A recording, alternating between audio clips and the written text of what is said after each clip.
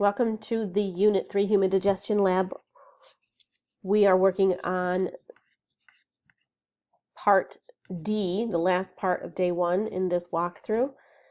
All we have to do now is place a timer for 48 hours so that our experiment can run its course. In 48 hours, we'll come back and check the milk digestion portion of the lab, and we'll check the protein. I'm going to put these lids on at another time. We'll check the egg digestion part. It'll clean up my egg mess for me. Here is the timer that you'll find at the top of the shelf up here. And all we have to do at this point is hit start.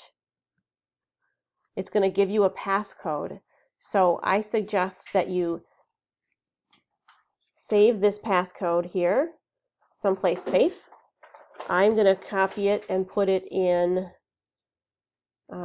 where it says write it here.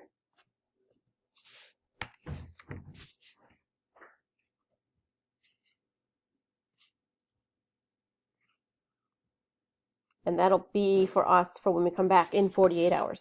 You can put this passcode in, but if it hasn't progressed for 48 hours, you're not going to see any results. It's pretty realistic in that way. I will check back with you then.